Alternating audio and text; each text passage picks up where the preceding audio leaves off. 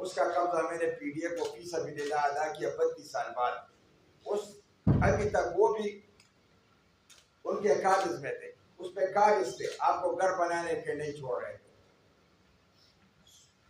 یہ انصاف کی حکومت کی بات کی.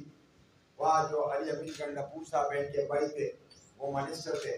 آخری میٹنگ ہمارے ساتھ اس نے کی جس پر عمران خان نے کہا کہ آپ استعفیٰ دے دیں. اس سے 3 دن پہلے ہمارے ساتھ اس کی میٹنگ. اس نے مجھے کہا کہ 1 ماہ میں ہم آپ کو زون 1 حوالہ کرتے ہیں. دوسرا آیا کہ ہم آپ کو زون 2 حوالہ کرتے ہیں. ساول نذیر صاحب آئے, اس میں یہ نگران حکومت, اس کے ساتھ ہمارے جتنے میٹنگ ہوئی اس نے کہا انشاءاللہ افہام اور تفہیم پہ بات کریں. اس کے بعد کمشنر پشاور موجودہ جو ہے ریاض صاحب, انہوں نے کوکی خیر کو اور پی ڈی اے سے اختیار لیا ریٹن میں کہ آپ نے جو بھی فیصلہ کیا وہ ہمیں منظور ہوا. اس نے ہمیں کہا کہ انشاءاللہ 1 ہفتے مہینے میں دیگر پلان کی بات چلی. وہ آئے, خود سائڈ پہ ہو گئے. وہ گئے تو وہ معاملہ پھر غائب ہو. گورنر صاحب آئے, غلام علی صاحب سے ملے. نگران وزیر اعلیٰ صاحب اس وقت تھے, کیونکہ وہ بیمار تھے, پھر وہ وفات پا گئے.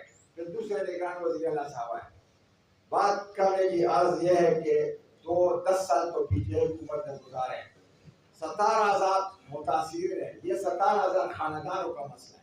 یہ 17,000 افراد کے نہیں, 17,000 خاندانوں کا مسئلہ ہے. اور اصل میں تو آئی جی پی کو حیران ہوں کہ جو شہداء اس دنیا سے چلے گئے, انہوں نے اپنی زندگی کی بازی ملک کے خاطر قربان کر دی, لیکن اس کے بچوں کو زون 5 میں پلاٹ دیا تو زون 5 میں تو نہ جا سکتے ہیں, وہاں افریدیوں نے آبادی کی ہے. تو میں اس آئی جی پی کو حیران ہوں. میں اس حکومت پہ لعنت بھیجتا ہوں. یہ لعنت اس لیے بھیجتا ہوں کہ یہ تیسرا دفعہ ہے کہ انہوں نے ان شہداء کو پلاٹ دیے, وہاں موقع پہ پلاٹ نہیں. ان کے ساتھ کھیل رہے ہیں. ان یتیموں کے سر پر ہاتھ رکھنے یا اس کے لیے کچھ دینے یا اس کے گھر بنانے, وہ مسئلہ ہی حل نہ ہو, اس طرح کی وہ نہیں سوچتے ہیں. علی امین گنڈاپور صاحب آئے. 32 سال پہلے جو کاغذ ہمیں دیا گیا تھا پی ڈی اے نے, وہ بوگس چیک ہے. اور ہم نے پچھلے 20 جولائی 2022 سے یہ تحریک شروع کی ہے. متاثرین رہی جو لوگ ڈیفیکٹی ہیں ان کو گھروں سے نکالا, ان کا تنظیم بنایا, اور اس پہ ہم چل رہے ہیں.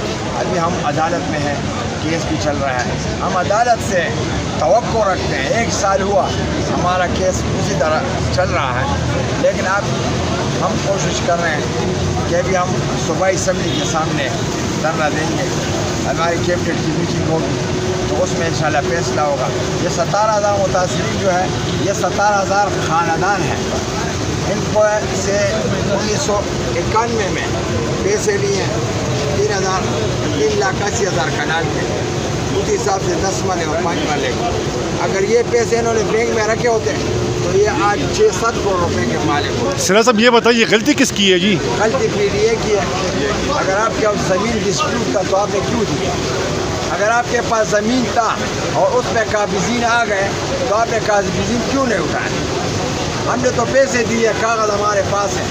لوگ اس دنیا سے چلے گئے اس خواہش میں.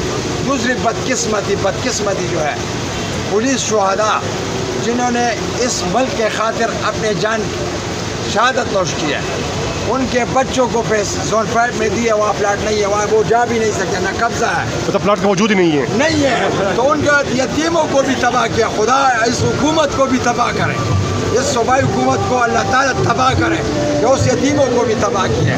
تو ہمارا جو مسئلہ ہے, ہم انشاءاللہ ہم عدالت میں بھی ہے, عدالت سے بھی توقع ہے, لیکن انصاف کہیں نہیں مل رہا. تو ابھی ہمارا جو پہلا مرحلہ ہے تو انشاءاللہ وہ صوبائی اسمبلی کے سامنے مظاہرہ کریں گے.